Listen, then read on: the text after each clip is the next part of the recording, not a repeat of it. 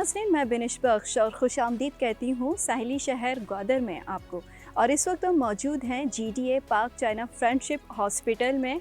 और चूँकि सीपैक का एक शानदार मंसूबा है, और इस हॉस्पिटल में क्या क्या सहूलियात हैं, कौन कौन से जदीद मशीनरी हैं, डॉक्टर्स कितनी तादाद में हैं, कौन किस किस एरिया के जो लोग हैं वो मुस्तफ़ीद हो रहे हैं, और ऐसे कौन सी जो सहूलियात हैं वो इस हॉस्पिटल के तहत लोगों को दी जा रही हैं, तो मज़ीद जानते हैं, हमारे साथ रहिए। और इस वक्त हमारे साथ मौजूद हैं head of campus doctor Afan Faizada साहब। उनसे हम मज़ीद जानते हैं। अस्सलाम वालेकुम सर। जी, वालेकुम अस्सलाम। सर, बहुत शुक्रिया टाइम देने का। बताइएगा कि इस हॉस्पिटल से कौन से लोग मुस्तफ़ीद हो रहे हैं, कितने लोग मुस्तफ़ीद हो रहे हैं, और कौन कौन सी सहूलियात हैं इस हॉस्पिटल में?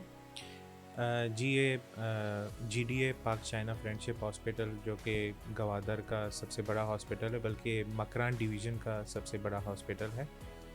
टोटल 150 बेड पे मुश्तमिल है ये। इसके अभी इस टाइम पे तकरीबन कोई 80 बेड के करीब वो फंक्शनल हैं। इसका बुनियादी कस्टोडियन जीडीए है, गवादर डेवलपमेंट अथॉरिटी। पर इंडस हॉस्पिटल और हेल्थ नेटवर्क जो है वो इसकी मुकम्मल ऑपरेशन और एडमिनिस्ट्रेशन इंडस के पास है। 2022 यकम नवंबर 2022 से इंडस इसको चला रहा है।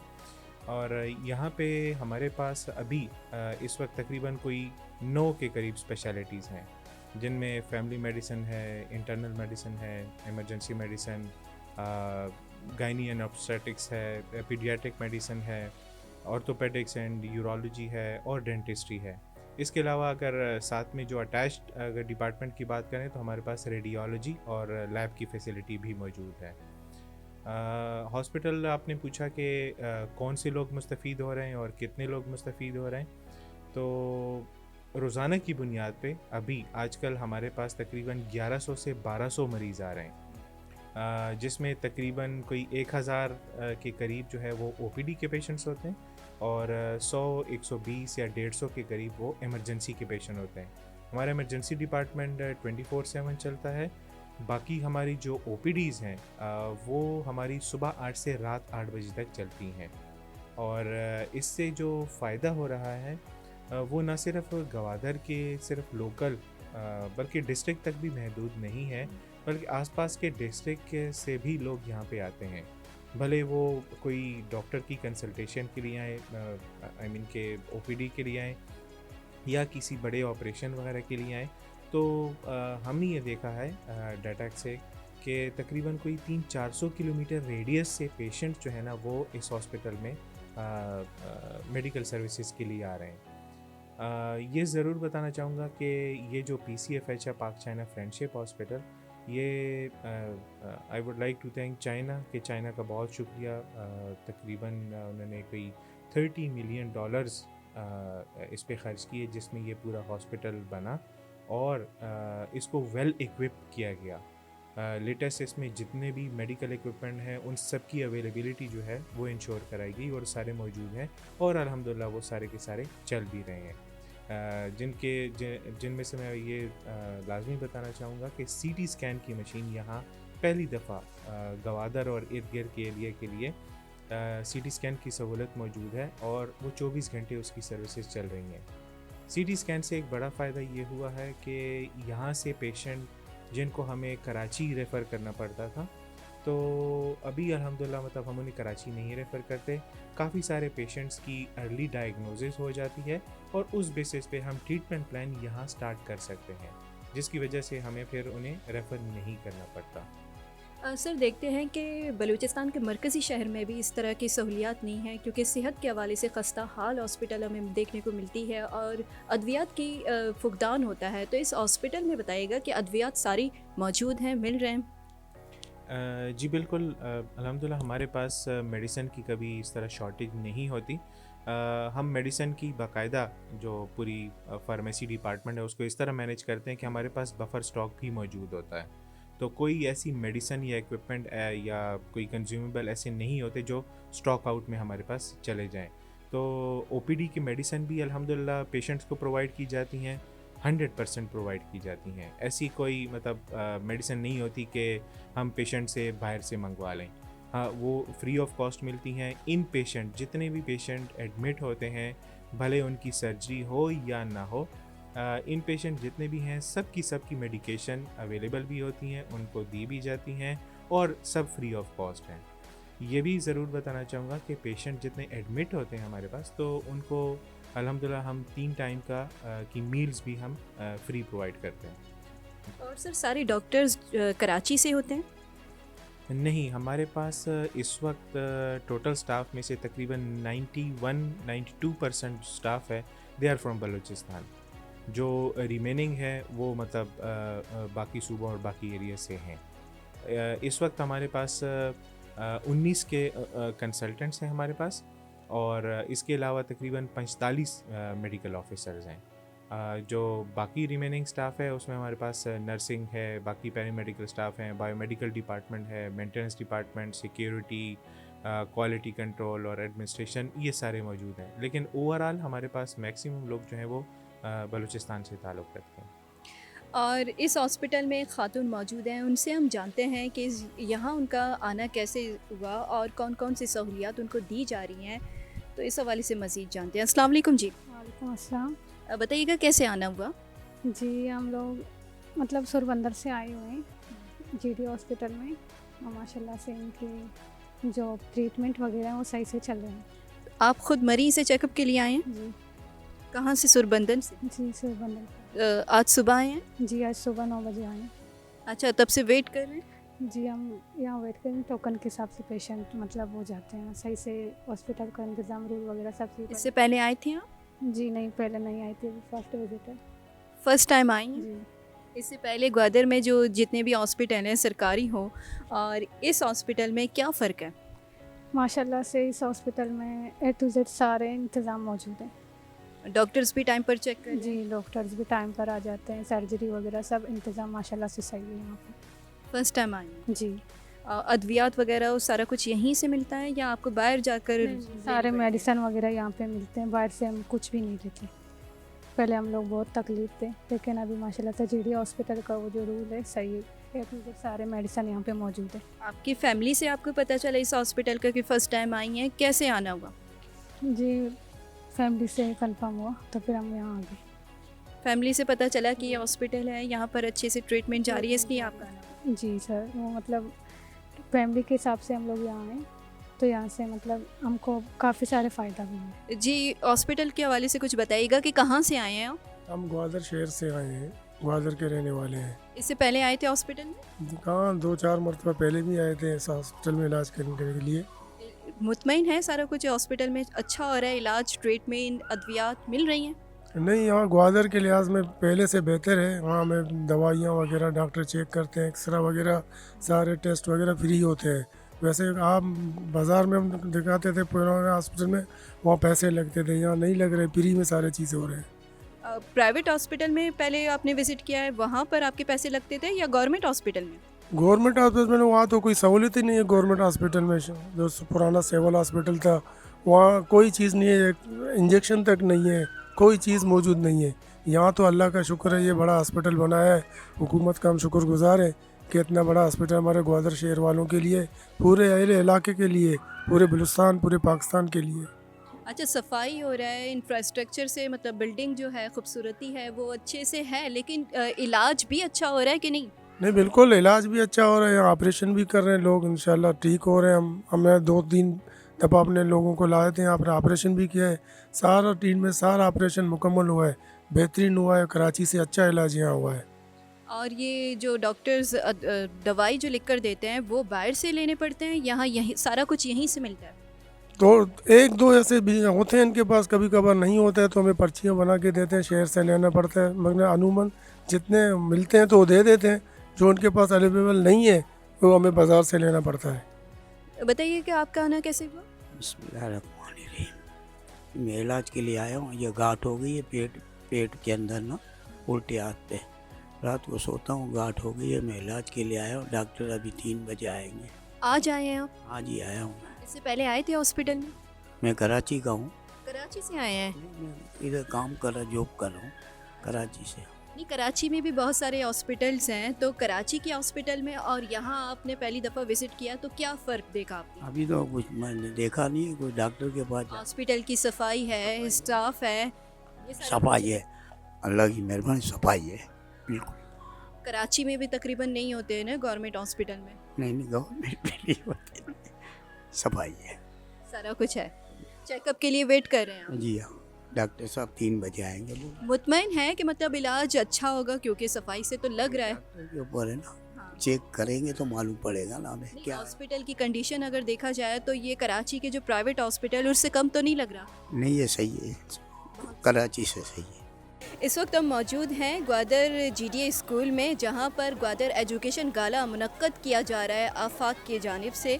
मुख्तलिफ स्कूल की बच्चियों ने स्टॉल लगाए, आर्ट एग्ज़िबिशन और दीगर हवाले से, साइंस के हवाले से वो जो है वो एग्ज़िबिशन हो रहा है। तो यहाँ जानते हैं कि स्कूल की बच्चियाँ इस एजुकेशन गाला को किस तरह एंजॉय कर रहे हैं और उन्होंने किस तरह के स्टॉल लगाए हैं और किस तरह के जो है वो सरगर्मियाँ जारी हैं, बच्चों से मालूम करते हैं। और टीचर्स जो हैं वो क्या कहेंगे कि इस तरह की गाला की क्या अहमियत है, क्या इम्पोर्टेंस है और क्या किरदार अदा करना चाहिए। और इस वक्त हमारे साथ मौजूद हैं ग्वादर के एमपीए और हकदो चेयरमैन मौलाना हिदायतुर रहमान साहब, उनसे हम जानेंगे। अस्सलाम वालेकुम सर। वालेकुम सलाम व रहमतुल्लाह। सर, सबसे पहले आपसे ये कहना चाहेंगे, जैसे कि ग्वादर की तरक्याती के हवाले से बहुत काम जारी है और बहुत शोर शराबा भी है, एज़ अ बहसियत एमपीए आप क्या समझते हैं कि ग्वादर की तरक्याती के हवाले से जो तरक्याती काम हो रहा है आप उनसे मुतमईन हैं? बिस्मिल्लाहिर्रहमानिर्रहीम, बहुत शुक्रिया आपका। देखें, यहाँ मसला असल में तरजीहात का था। यहाँ वसाइल भी बेपना बेताशा वसाइल है, फेडरल गवर्नमेंट की तरफ से भी, सूबाई हुकूमत की तरफ से भी। यहाँ हकीकतन बिल्डिंग बने, रोड बने, यहाँ शहर से दूर रोड बने, जंगलों में रोड्स बने, लेकिन जो बुनियादी जो आवाम है, ओल्ड गवादर है, उस हवाले से मसाइल हैं। ग्वादर पोर्ट तो मुकम्मल हुआ, इंटरनेशनल एयरपोर्ट मुकम्मल हुआ, इसमें एक हॉस्पिटल है, इंडस हॉस्पिटल को दिया गया, वो भी अल्हम्दुलिल्लाह मुकम्मल हुआ। इसमें काफ़ी लोगों को सहूलियात तो मिली हैं, लेकिन ओल्ड गवादर के मसाइल हैं, उनके सीवरेज के, नक्कासियाब के, उनकी गली मालों के ये मसाइल हैं। तो हमने मुसलसल अभी डिप्टी का ये जीडीए से भी, सूबाई हुकूमत से, फेडरल से अब मुसलसल मिल रहे हैं कि तरजीहात में फ़र्स्ट ओल्ड गवादर को, ग्वादर के आवाम को रखें, पहले उनको रिलीफ मिल जाए, उसके बाद दूसरे कामों की तरफ तवज्जो दी जाए। लेकिन हमें अभी जीडीए की जो रफ्तार है, अभी काम शुरू हुआ है, तो इसमें यकीन है कि 30 अप्रैल तक उन्होंने हमें टाइम दिया है कि अल्हम्दुलिल्लाह काम तेज़ी से होंगे और जो आवाम है ओल्ड गवादर के, उनको रिलीफ मिलेगा। सर, तजवीज़ क्या पेश करेंगे ये जो काम होने हैं उसके हवाले से कि ये मसले कैसे हल होंगे, और ओल्ड गवादर की जैसा कि आप जिक्र किया, क्या क्या काम उसके होने हैं और ये क्या मुमकिन है कि हो जाएगा? तो अभी इंशाल्लाह काम अभी तेज़ी आई है जीडीए की तरफ से, और 30 अप्रैल तक ये मुल्ला फाजिल चौक गवादर का था, उसका इशू था, उसका काम तेज़ी से जारी है। गवादर के अवाम भी अल्हम्दुलिल्लाह मुतमईन है। तो अभी हमें जब से हम आए तो मैं ख़ुद 15 दिन के बाद, 3 हफ्ते बाद जीडीए वालों के साथ बैठ रहा हूँ, तमाम तरजीहात का और प्रोग्रेस का मैं ख़ुद इनका जायज़ा भी ले रहा हूँ, फील्ड में जा कर के काम को भी देख रहा हूँ, और यहाँ के तमाम अफसरान को हमने मुतहर्रिक रखा है। जहाँ कमी होगी हम उसकी निशानदेही कर रहे हैं, जो अच्छाई होगी हम उसकी तारीफ़ कर रहे हैं। कोशिश करेंगे कि आवाम को, ओल्ड ग्वादर के आवाम को रिलीफ मिले, उनके बुनियादी मसला हल हो जाएँ, उनकी गली मोहल्ले साफ़ सुथरा हों, ये गटर के, सीवरेज के मसाइल हल हों। तो हमारी कोशिश है कि चंद महीनों में मसाइल हल हों, तो इंशाल्लाह दुनिया उम्मीद पे कायम है। अगर ये डेट जो दिया है काम नहीं हुआ तो आपको पता है, तो शोर करना असम्बली के अंदर बाहर हमारा काम है, वो करेंगे। तारीफ़ के लायक होंगे तारीफ़ करेंगे, तनकीद होगी तनकीद करेंगे। सर, ग्वादर का अगर जैसे जिक्र करें तो फ़िशरमैन का एक बहुत मसला है, यहाँ इशू है ट्रॉलिंग वगैरह का। इस बुनियाद पर आपने वोट लिया और मुंतखब हो गए, तो फ़िशरमैन के लिए आप क्या तजवीज़, मसले की तजवीज़? बिल्कुल, ट्रॉलर का इशू अब तक है। ट्रॉलर ये जो मिनिस्टर फिशरीज़ है उसकी तरफ से मसाइल हमें हैं। अभी डीजी फिशरीज़ को तब्दील किया गया, ऐसे बंदे को लाया गया, वो पहले शुरू दिन से सौदाबाजी में मसरूफ़ है, तो हमारा प्रेशर भी है। हम उनको खुल के यहाँ बत्ताखोरी करने नहीं दे रहे हैं, हमें पूरी नज़र है हमारे माहिगीरों का, समंदर के अंदर भी बाहर भी हम पीछे पड़े हुए हैं। लेकिन फ़िशरीज़ मिनिस्टर की तरफ से हमारे साथ बहुत सारे मसाइल हैं, और उन लोगों को, उन अफसरान को लाना चाहता है जो बत्ताखोरी में मसरूफ़ हैं। बाकी माहीगीरों के लिए कॉलोनी है, माहीगीर कार्ड है, माहीगीरों को बिला सूद रोज़गार देना है, माहीगीरों के और दूसरे रजिस्ट्रेशन के मसाइल हैं और माहीगीरों का जो मुआवजात हैं उस पर हम काम कर रहे हैं। इंशाल्लाह आप देखेंगे कि पूरे डिस्ट्रिक्ट गवादर में मुख्तलिफ़ जगहों पर माहीगीर कॉलोनी की जगह हमने मुख्तस कर दी है और ले लिए हैं। इसी तरह स्पेशल इफ्तिताह वज़ीर आला साहब से हम टाइम ले रहे हैं, वो आ जाएंगे। माहीगीर कार्ड का मैंने असम्बली में करारदाद पेश की है कि जैसे सेहत कार्ड है, बाकी कार्ड हैं, तो माहीगीर कार्ड भी एक सरकार मंजूरी दे ताकि कोई गरीब माहीगीर हैं, बोट्स नहीं खरीद सकते, जाल नहीं खरीद सकते, इंजन नहीं खरीद सकते, ताकि माहीगीर कार्ड के ज़रिए उनके साथ तावन हो।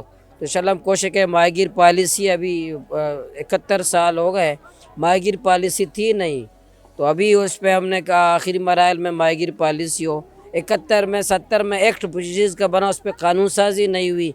उस पर हमने अल्हम्दुलिल्लाह, क्योंकि मैं ख़ुद फिशरीज़ कायमा कमेटी का चेयरमैन भी हूँ सूबाई असम्बली का, उस पर भी हम काम कर रहे हैं ताकि वक्त की कानून साजी भी हो, फिशरीज़ पॉलिसी भी बने।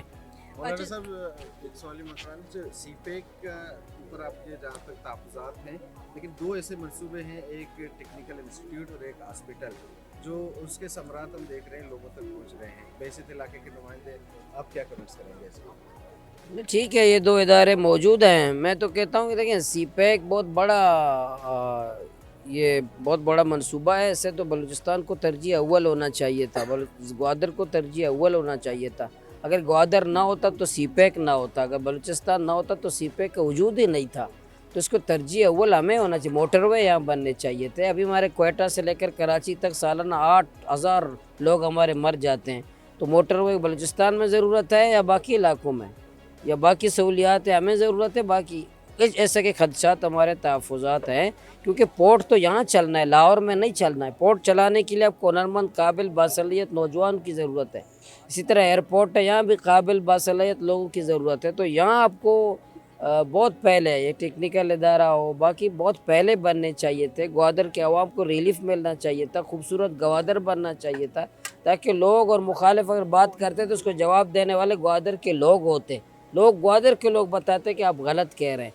तो इसलिए कुछ तरजीहात के मसाइल हैं, कुछ हमारे खदशात तो तहफ़्फ़ुज़ात हैं। बाकी ये जो अंडस हॉस्पिटल है, ये कोई सीपैक का तो नहीं है, ये तो ये हमारे GDA ने बनाया, बाद में हुआ। तो मुझे तो सब पता है कि कौन कब हुआ है, सीपैक कब आया है, मुझे तारीख़ों का भी पता है। कोई कहते हैं ग्वादर पोर्ट सीपैक का है, इंटरनेशनल एयरपोर्ट सीपैक का है।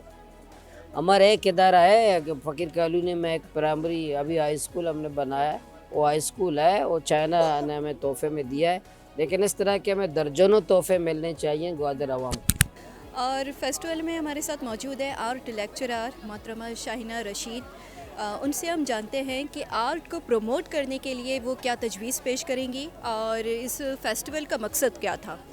अस्सलाम वालेकुम। बहुत शुक्रिया बिनिश, यहाँ पे ये जो आफाक वालों ने एक इवेंट यहाँ पे ऑर्गेनाइज़ किया, जो कि हमारे जो बच्चे हैं उनके लिए बहुत ही अच्छा मौका है कि वो अपने जो टैलेंट को वो एग्जीक्यूट कर रहे हैं। ठीक है, ये भी एक बहुत ही बड़ा प्लेटफॉर्म है आर्ट को एग्जीक्यूट करने के लिए, जहाँ पे मुख्तलिफ़ स्कूल के बच्चों को आर्ट प्रोड्यूस करने के लिए कहा गया है कि वो लाइव कंपटीशन भी कल के दिन होगा। आज बने बनाए जो क्राफ्ट हैं, जो बलूची कल्चरल चीज़ें हैं, जो हम अपने कल्चर को प्रमोट भी करते हैं साथ साथ में, वो भी डिस्प्ले किया गया है। और यहाँ पे GDA स्कूल में यहाँ पे एज एन आर्ट लेक्चरर भी यहाँ पे मैं बच्चों को सर्व कर रही हूँ। कोशिश है कि मैं जितना ज़्यादा बच्चे जो शौकीन हैं आर्ट के, मैं उनको सिखा सकूँ। और आर्ट ना सिर्फ पेंट करना है, उसमें एक फील्ड भी है, इसमें आपकी कैरियर भी बन सकती है। इस चीज़ का भी मैं इनको मैसेज देना चाह रही हूँ। ठीक है, क्योंकि ग्वादर में इतना ज़्यादा आर्ट को एग्जीबिशंस तो होती हैं, लेकिन इट्स सेल्फ रियल में उस तरह से मेरी नज़र में अभी तक उसे अहमियत नहीं दी जा रही है। कुछ पेरेंट्स यही सवाल करते हैं कि इसका क्या फ़ायदा है, सिर्फ रंग ज़ाया करना, कपड़े ख़राब करना। अभी तक भी इस तरह के कॉन्सेप्ट हैं हमारे लोगों के दरमियान। तो इस कॉन्सेप्ट को ख़त्म करने के लिए जैसे Gwadar school of arts academy भी मैं रन कर रही हूँ सेकेंड टाइम पे। वो फुल्ली यानी कि प्राइवेट है कि मैं अपनी मदद, आप मेरी एक टीम है जो कि शबीर कासिम जैसे आर्टिस्ट है वो मेरे साथ लगे हैं, बच्चों को आर्ट सिखाते हैं। और हमारा एजेंडा है कि एक आर्ट अदारा इट्स सेल्फ एक खुद हो, जिसकी बिना पे लोग आर्ट को अहमियत देना स्टार्ट करेंगे।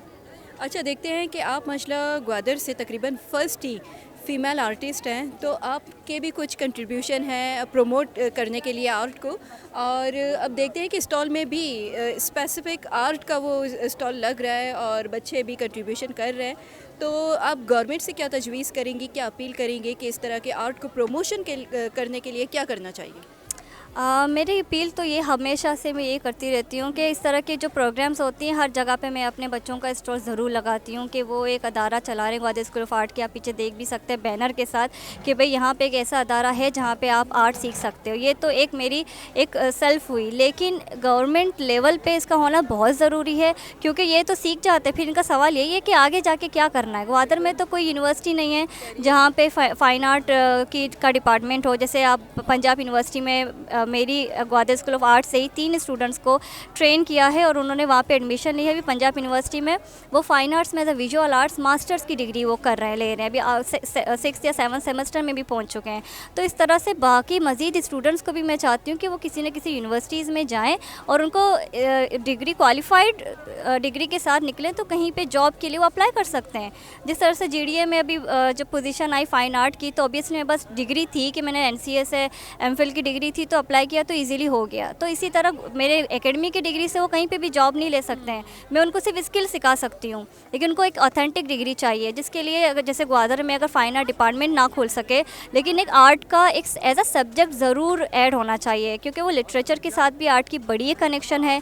एक ईजीएस्ट वे यही है कि डिप्लोमा से ही सही या कोई ऐसा छोटा सेंटर से ही सही ज़रूर स्टार्ट हो, ताकि इनको आगे जाके काम आ सके। ग्वादर में बेतहाशा टैलेंटेड स्टूडेंट्स है, बाकी चीज़ों से आप देख सकते हैं लिटरेचर में बहुत आगे हैं ये लोग, ग्राफिक डिज़ाइनिंग में बहुत आगे हैं, टेक्सटाइल में बहुत आगे हैं, एम्ब्रॉयडरी बहुत बड़ा एक मटेरियल है हमारे पास जो ख़वातीन घर में बैठ के इसी से अपनी अर्निंग कर रहे हैं। इसकी एक एकेडमी हो जाए तो फिर तो ये एज अ बिज़नेस लेवल पे भी अपने आप को बहुत ही ऊपर ये ले जा सकते हैं। अच्छा, इस स्टॉल में आपकी क्या जिम्मेदारियाँ थी इसके अलावा?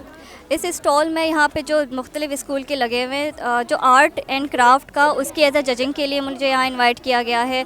तो यहाँ पे मैंने जो अपनी एकेडमी के बच्चों को भी स्टॉल में लगवाया, लेकिन उनको कंपटीशन के हिस्से ज़ुमरे में नहीं लाया। वहाँ पे ये सिर्फ ये प्रमोट कर रहे हैं, प्रमोशन के लिए मैंने रख रहा है, क्योंकि वहाँ पे ये स्टूडेंट्स ऑलमोस्ट वो मेरे पास सीख रहे हैं, तो इसलिए उनको मैं जजिंग पे नहीं ला रही। लेकिन बाकी जो स्कूल के छोटे छोटे बच्चे हैं जो अपनी मदद आप स्कूल में जो आम जो टीचरें हैं उनको आर्ट सिखा रही हैं, उनके आर्ट को मैं आज जज करूँगी एंड होपफुली कि मैं फेयर जजिंग करूँ, ठीक है, किसी के साथ नाइंसाफ़ी ना हो इंशाल्लाह। मैडम, आपकी तारीफ़? मैं सम्मी दियोसिस स्कूल से मैं बच्चों को इंग्लिश पढ़ाती हूँ। आज हमारे बच्चे सारे यहाँ मौजूद हैं अपने मॉडल्स के साथ। साइंस एग्जीबिशन के जो मॉडल्स हैं बच्चों ने तैयार किए हैं और बच्चे बहुत खुश हो के मतलब यहाँ आए हुए हैं। ये तकरीबन दूसरा एजुकेशन गाला है आफाक की तरफ से, जिसमें हमारे बच्चे पार्टिसिपेट कर रहे हैं।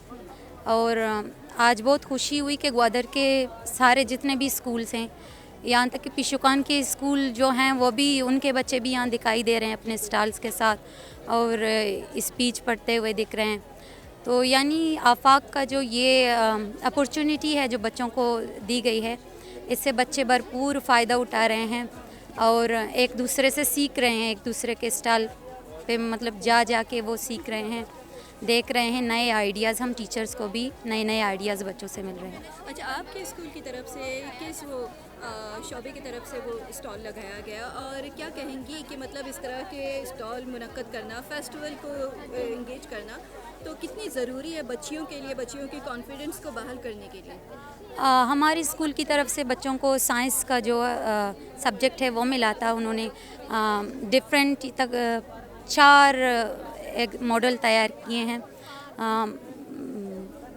वाटर प्योरीफायर और कार्बन डाइऑक्साइड है, यानी हवा को कैसे साफ़ किया जाए, इससे रिलेटेड। और बच्चे बहुत खुश हैं क्योंकि उनको अपॉर्चुनिटी मिली ये मॉडल्स तैयार करने की। और इस वक्त हम मौजूद हैं एक स्टॉल में जहाँ पर स्कूल की छोटी बच्चियाँ हैं, उन्होंने स्टॉल लगाया है और उनसे मज़ीद जानते हैं। अस्सलाम वालेकुम।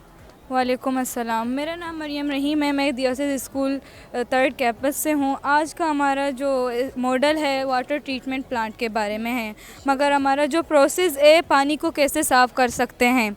हमारा 4 प्रोसेस हैं, एक के अंदर पत्थर है और एक के अंदर कोयल है और एक के अंदर मिट्टी है और एक के अंदर कॉटन है। सो हम जानते हैं कि ये क्या करते हैं। जो पत्थर है वो हमारे पानी को क्लियर करता है, जो कोयले हमारे पानी का जो बदबू होता है, जो स्मेल होता है, उसको रिमूव करता है, और सैंड होता है वो हमारे पानी को फ़िल्टर करता है, और कॉटन होता है वो हमारे पानी के अंदर जो छोटे छोटे पार्टिकल्स होते हैं उसको अपने अंदर एब्जॉर्ब करता है और हमारे पानी को प्योर करता है, साफ़ करता है, पीने का लायक, यूज़ करने का लायक करता है।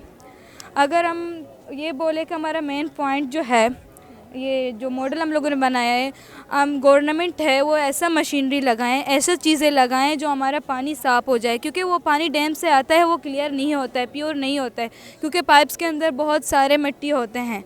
तो हमारा ये गुजारिश है कि ऐसे मशीनरी, ऐसे चीज़ें यूज़ करें हमारे एनवायरनमेंट के अंदर कि हमारा पानी प्योर हो जाए, क्योंकि we know that in science said we can live without food for 3 days, we cannot live without water for 1 days. So हमारा पानी का साफ़ होना ज़रूरी है, इसीलिए हम लोग कहते हैं कि पानी साफ़ हो जाए, क्योंकि हम बीमार होते हैं। पानी हमारा हेल्थ केयर के लिए बहुत ज़रूरी है। हम लोग डॉक्टर में जाते हैं, डॉक्टर भी कहते हैं आपको 8 गिलास या 11 गिलास दिन में पीना चाहिए, ज़रूरी है। तो जी हाँ, तो फिर हमारा पानी साफ़ नहीं है, हम इसको पीते हैं, हम लोग बीमार हो जाते हैं। तो हमारी यही गुजारिश है कि ऐसे मशीनरी चीज़ें यूज़ करें, हमारा पानी प्योर हो जाए, सही हो जाए, उसको हम यूज़ करें, वो हमें बीमार ना करें। नाज़रीन, इस वक्त हम GDA ऑफिस में मौजूद हैं और हमारे साथ हैं हाजी सैयद मोहम्मद जो चीफ इंजीनियर GDA हैं। उनसे हम ग्वादर के तरक्याती काम के हवाले से जानेंगे। बिस्मिल्लाहिर्रहमानिर्रहीम, आपका भी शुक्रिया, आप आए इधर, हम आपको वेलकम करते हैं। GDA basically Gwadar development authority का डोमेन पूरी तहसील ग्वादर है। जो पहले अवानी एरा का जो सुल्तानी एरिया था वही GDA की जुरिसडिक्शन है। टोटल 1200 स्क्वायर किलोमीटर है, पिशुकान से लेके कारवाड़ तक। इसकी GDA की जिम्मेदारी है कि GDA एक नए टाउन की प्लानिंग करे, उसको डेवलप करे, इसकी इंफ्रास्ट्रक्चर को डेवलप करे, जितनी भी यहाँ काम होगी उसकी निगरानी करे। तो एक मास्टर प्लान के तहत हम काम कर रहे हैं। हमारा नया मास्टर प्लान 2019 को इसकी विजन यह है कि 2017 से 2050 तक वो है। उसकी 3 फेजेस हैं। 2025 पहला पेज है, 25 से 35 दूसरा पेज है, 35 से 50 तीसरा पेज है। तो तकरीबन आलमोस्ट हमने अपने फर्स्ट पेज की जो अचीवमेंट है वो हासिल कर चुके हैं। उसमें यह था कि एक्सप्रेस वे को बनाना था 19 किलोमीटर, वो पोर्ट अथॉरिटी और चाइनीज़ों ने बनाया है। दूसरा वो था कि पाकिस्तान फ्रेंडशिप हॉस्पिटल जो GDA ने बनाया है चाइना के टाउन से, 100 बेडेड का है। उसमें तकरीबन जदीद दौर के तमाम जो सामान हैं या के सहूलियात हैं वो उसमें मौजूद हैं। तीसरी उसमें यह था कि प्री जोन को डेवलप होना था, वो भी वो डेवलप कर रहे हैं पोर्ट अथॉरिटी, और वो 2883 एकड़ है। और दूसरे पेज में तो मास्टर प्लान को हमने 2-3 हिस्सों में डिवाइड इसलिए किया है ताकि पेजेस वाइज में वो चल रहे हैं। उसमें पानी का एक प्रोजेक्ट था जो GDA ने किया था, तकरीबन 11,000 मिलियन का है। वो सवाड़ और शादीकोर को ग्वादर से कनेक्ट करना था। सवाड़ 2019 को कनेक्ट हुआ था ग्वादर से, और शादीकोर 2021 को कनेक्ट हुआ है। अभी जो पानी के जो क्राइसिस था पुराने ज़माने में या कि 3-4 साल पहले, अभी वो नहीं रहा। पिछली गर्मियों में भी नहीं रहा, उससे पहले के भी गर्मियों में नहीं। जब से सवाड़ हमने कनेक्ट किया है ग्वादर से तो उसमें नहीं हुआ। उसमें उसकी तीसरी पेज भी अल्हम्दुलिल्लाह आलमोस्ट कंप्लीट है।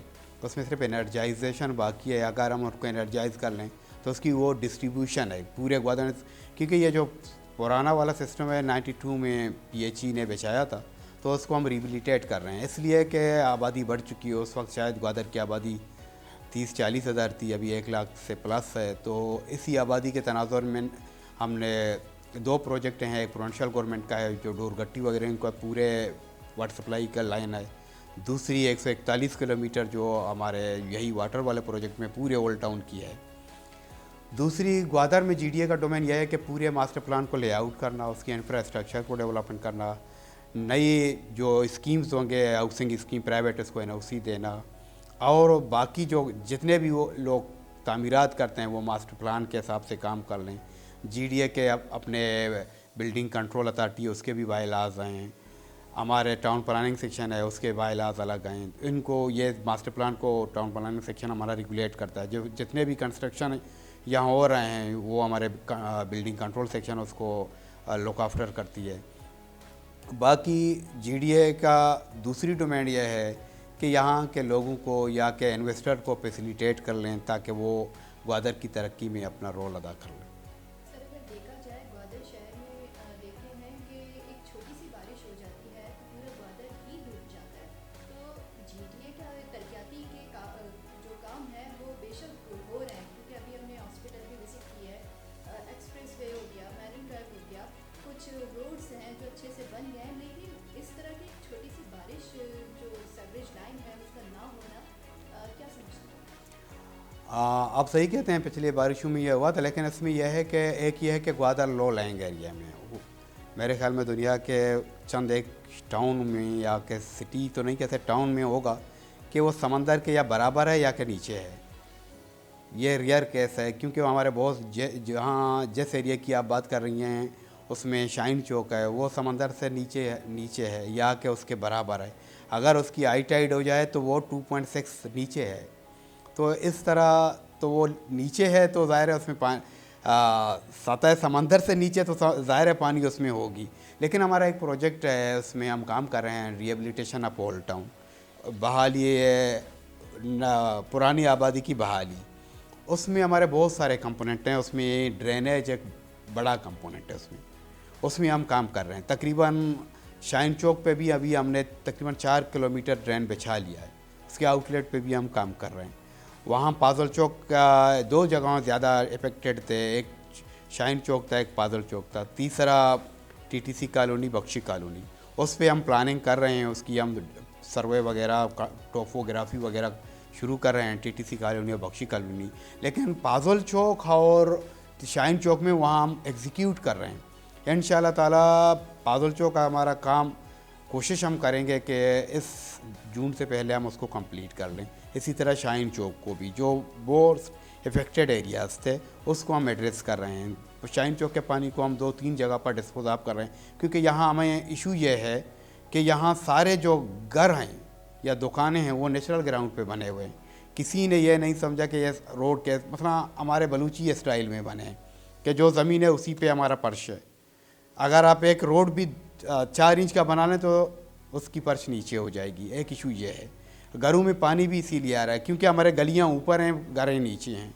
सारे घरों में पानी इसलिए गया कि सारे गलियों के पानी घर के अंदर। अभी हम इन्हीं को भी एड्रेस कर रहे हैं। जितने भी लो लेइंग एरिया हैं उनके घरों को हम रीफिल कर रहे हैं, उसके सेहन को हम बराई कर रहे हैं। उसके जो स्ट्रीट हैं खासकर शाइन चौक के, उसको हम पेव्ड कर रहे हैं ताकि पानी आ जाए, हमारे ड्रेन में आ जाए, ड्रेन से वो निकल जाए। उसको हम क्योंकि लो लेइंग एरिया है, उसको हम 2-3 जगहों पे, बल्कि उसको हम मैरीन ड्राइव पर भी निकाल रहे हैं और सैयद हाशमी रोड पे भी हम उसको 2 जगहों पे निकाल रहे हैं।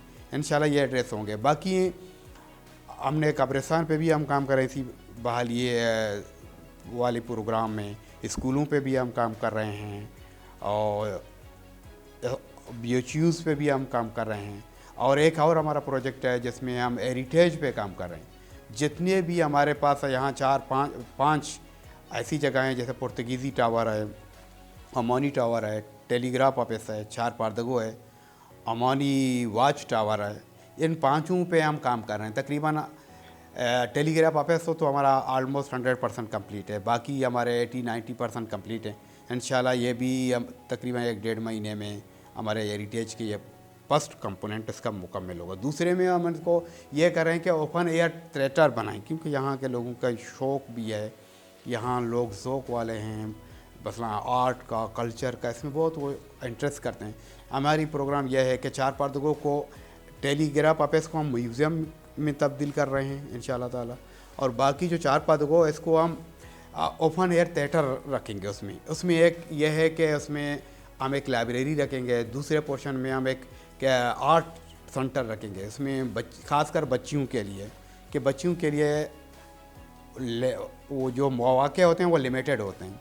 उसमें हम कह रहे हैं कि बच्चियाँ आके जो आर्ट जानती हैं या कुछ होते हैं उनको प्रमोट करने के लिए एक पोर्शन हम उन्हीं को दे रहे हैं। फर्स्ट पोर्शन पे हम ग्राउंड फ्लोर पे ये कर लेंगे और दूसरी फ्लोर के लिए हम बच्चियों को प्रमोट करने के लिए आर्ट हो, कल्चर हो या कोई और चीज़ में बच्चियाँ अगर इंटरेस्ट हो तो उनके लिए हम इंशाल्लाह 4 पारदगों को उसी के ऊपर और उसके बाहर की वाली जगह है उसको हम ओपन एयर थिएटर कर लेंगे। जो भी थिएटर वगैरह होगी तो उसकी सामने हो धीमी ज़मीन।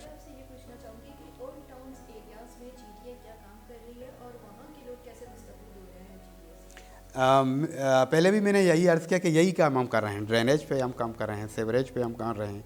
जो सेवरेज लैंड 23 किलोमीटर हमने पहले बिछाया था उसको हम रिहेबिलिटेट कर रहे हैं अभी, क्योंकि वो हमने 2017-18 में बिछाया था। अभी पूरी हमारा सेवरेज लैंड और ड्रेनेज को जो हमने बिछाए थे बारिशों में, क्योंकि बारिशों में तो पानी के साथ साथ बहुत सारे हम बलूच में पथार कहते हैं, वो सारी चीज़ें आते हैं, तो उनको भी हम दोबारा रिहेबिलिटेट कर रहे हैं अपने ट्रीटमेंट प्लांट को दोबारा। जो इतने भी आप ग्रीनरी देख रहे हैं ये हमारे ये महीने 2 महीने में इंशाल्लाह हो जाएंगे ये सारी चीज़ें। उसमें हमने यहाँ के लोकल लोगों के लिए 2 हमने फिश ब्रेक वाटर बना लिए समंदर के अंदर, एक धीमी ज़र में एक पधी ज़र में। जितने भी मसलन साइक्लोन हों, तूफ़ान वगैरह हों, तो उसमें यहाँ की छोटी छोटी कश्तियाँ वो सेफ हों। एक हमने पधी ज़र में बनाया, वो तकरीबन 1 किलोमीटर के लगभग 900 मीटर है। धीमी ज़र में तो हमने 1.5 किलोमीटर का एक ब्रेक वाटर बना लिया है, उसमें तकरीबन 3000 या 3500 के करीब कश्तियाँ आ सकती हैं उसमें, अगर कोई तूफ़ान वगैरह हो। बाकी हमने 2 GTS भी बना लिए हैं, एक पिशुकान में हमने बना लिया है, एक सुरबंदर में हमने बना लिया है। हमने 2 ग्राउंड्स बना लिए हैं, 2 हम बना रहे हैं। क्रिकेट ग्राउंड भी हमने बना लिया था, बाबा बीजंजो भी स्टेडियम को भी हमने बना लिया है, उसमें फ्लड लाइट भी हैं। अभी हम सोरगदल पे हमारा काम चल रहा है, तकरीबन 40% काम हो गया है, उसको भी इंशाल्लाह हम बना रहे हैं। एक फुटसल ग्राउंड है, उसमें वॉलीबॉल भी है, एक फुटसल का छोटा ग्राउंड है, उसको भी हम बना रहे हैं। शायद हाफिज़ भाई आपको विज़िट भी करवाए, वो भी तकरीबन 40% मुकम्मल है। ये कंप्लीट होने में शायद इस साल के एंड तक कंप्लीट हो, लेकिन खेलने के काबिल इसको 1-1.5 महीने में हम बना लेंगे इंशाल्लाह।